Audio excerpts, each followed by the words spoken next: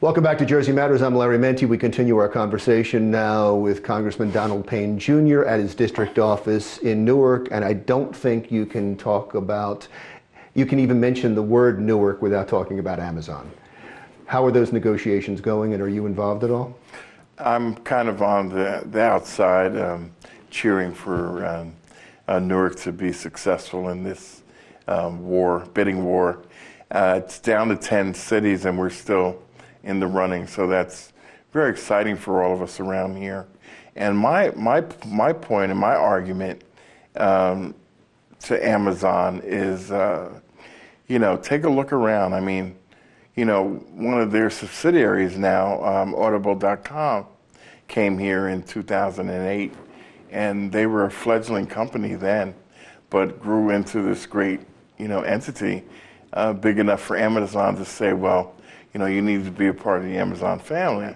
But, to look around and see the development in Newark and actually able to visualize it now, all these concepts that I was involved in saying, well, the mayor proposes and the council approves. And so I'm glad that he proposed these and we were able to approve them. Panasonic has their Western Hemisphere headquarters in Newark for the entire Western Hemisphere. There is a resurgence in Newark right now that the New York Times took a look at. And they talked about the gentrification of Newark, that they have to watch out what happens with Newark because it's happened in Brooklyn and it's happened in Hoboken.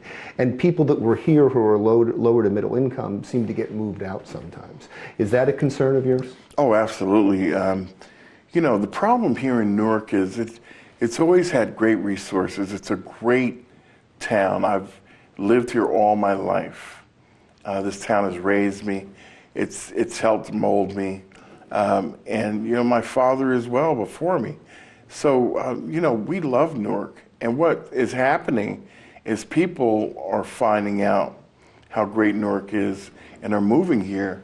And I always talked about, I welcome, new people into the city. We need it to revive it, but not at the expense of the people that stayed here when it wasn't cute to move to Newark.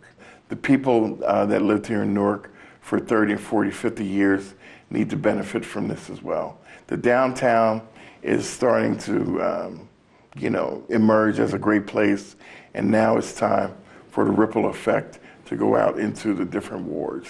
You mentioned your family, you mentioned your father, and I'd be remiss if I didn't bring up the 50th anniversary of the assassination of Martin Luther King, because I know your father and your uncle knew him. Yes. And I know they were a part of his legacy. So if you could just remember for a minute for all of us your family's role in the civil rights movement. Absolutely. My uncle William Payne, who was former assemblyman in the state of New Jersey, actually the author of the racial profiling bill in New Jersey, and the Amistad legislation, which is legislation that says that the state of New Jersey's curriculum should include the contributions of African Americans in the chronological order in history, where they were not just a month where you talk about, but their contributions to building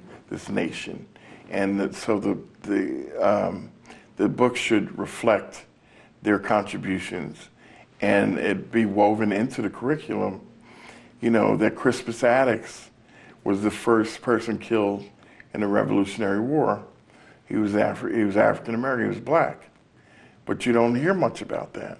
He's the first person to die for the freedom that we have today.